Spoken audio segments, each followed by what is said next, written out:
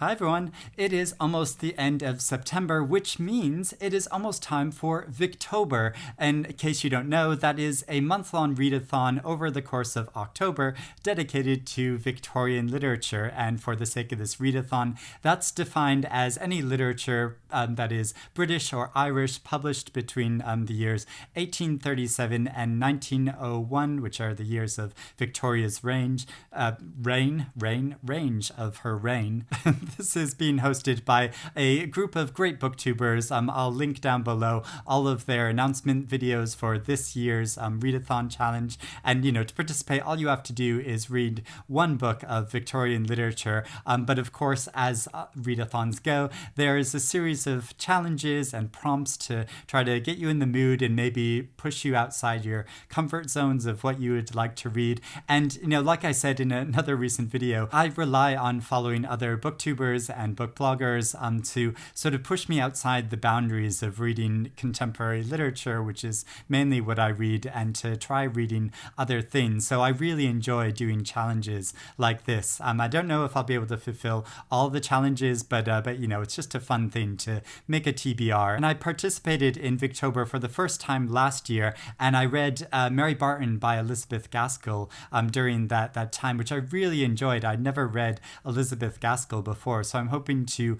read some more and widen my range of Victorian literature that I've read. So to start off, and the very first challenge is read a Victorian book that equates to your favorite modern genre. And I don't know how I would define my favorite genre. I mean, I like to read a whole range of books, but if I had to define it, I would say miserable contemporary literary fiction, and that's mainly what I like to read. And I guess a kind of Victorian equivalent of that would be Dickens. And I have read a lot of Dickens' most famous texts, but there's a whole series of his books that I haven't read before, and I've been wanting to read more of them. So I think this will be a good prompt for me to go to. I know it's not very original to read Dickens for Victober, but it's ones that I haven't read. And one I haven't read is The Old Curiosity Shop. And I have this on audiobook read by the wonderful actress Jessie Buckley. And so I think that'll be really great. And this is the story of little Nell, who lives with her grandfather that runs a curiosity shop. And they, because they get into debt and they're not able to pay those debts, the landlord throws them out. And so it's about their journey trying to make a living and encountering a whole range of colorful characters in the way that Dickens writes about them along the way. And so I'm really looking forward to finally reading this for the first time. Challenge number 2 is read a Victorian diary or collection of letters. And I have the journals of George Eliot, and I'm so curious to read this, to get sort of, a more personal insight into George Eliot's life, which was, slightly scandalous that she was living with a man that she didn't marry. And I'm sort of curious. I sort of flipped through it and saw, I don't know how engaging or fascinating it's going to be, because a lot of her entries are just literally what she did that day, like finished and sent off an article, or wrote a letter, or met this person. Although I sort of flipped through and came across this one entry, which is, "We began Darwin's work on the origin of species tonight. It seems not to be well written, though full of interesting matter. It is not impressive from want of luminous and orderly presentation."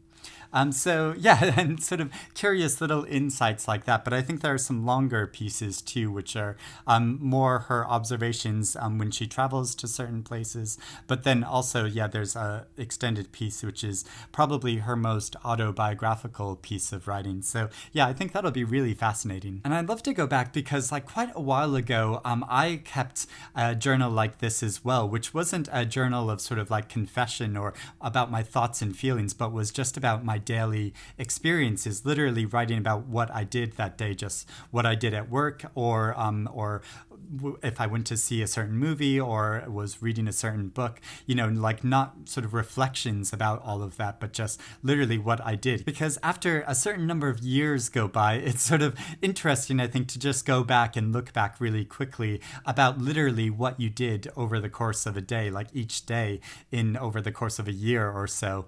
But anyway, I digress. On to prompt 3, which is to read a new to you book or short story by a favorite Victorian author.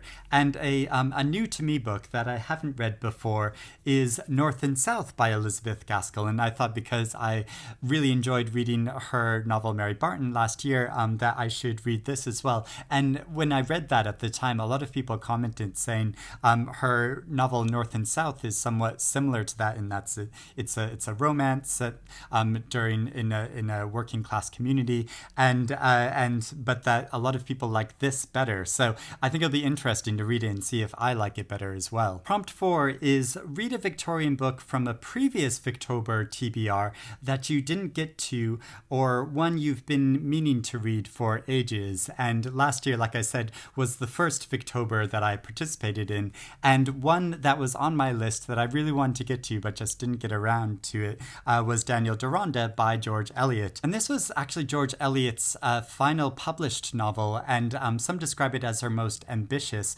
It's about the moral laxity of the British aristocracy, but also about the fervor of Jewish nationalists at that time. So I think it sounds like a really interesting political novel. And also this edition comes with an introduction by Edmund White, who's a writer I absolutely love, and who's so insightful about the literature he reads. So yeah, again, really looking forward to this. And prompt 5 isn't a reading challenge, but one to more get you in the mood for Victorian literature, which is to read a Victorian book while wearing something Victorian or Victorian-esque, if you can't find something that's actually Victorian. And I don't know if I'm gonna participate in this or how I would. I guess I could try to find a top hat to read while I'm to wear while I'm reading these books, but I don't know, or maybe like high-waisted trousers, but which was very in vogue at the time. But I don't know how flattering that would be after the course of being in lockdown for the past several months and eating a lot of home-baked goods. I don't know how flattering high-waisted trousers would be for me. So yeah, I'm not sure if I'm gonna stick to this challenge, but if anyone wants to send me a top hat, feel free, and I'll record a video of reading while wearing a top hat. And then prompt 6 is a group read-along challenge, and which is Shirley by Charlotte Brontë. And like I talked about in the video last year, I've been reading a lot more of the Brontes recently after taking a trip to Brontë country. So you want to read more of the Brontes? Surely you can't be serious. I am serious, and don't call me Shirley. That's a little reference to the movie Airplane. If any of you have seen that before, I love that movie. It's so bonkers and silly and stupid. But yeah, anyway. So yeah, the Brontes, when I was asking for suggestions of what Brontë books I should read that I hadn't already, Shirley kept being cited as one of them, and it is one that I'd really like to read. So yeah, I'm glad that this is the group read-along for this year. So that is my Victober TBR. Let me know if you've read any of the books that I've mentioned, and if you'd recommend them, or which you think I should start with, or if you're going to participate in Victober as well. I'll put all of the challenges in the description below, so you can have a look. Let me know if you don't make your own video. Let me know in the comments which Victorian books you're planning to read over the course of October. And yeah, hope you are reading good things, and I will speak to you again soon. Bye, everyone.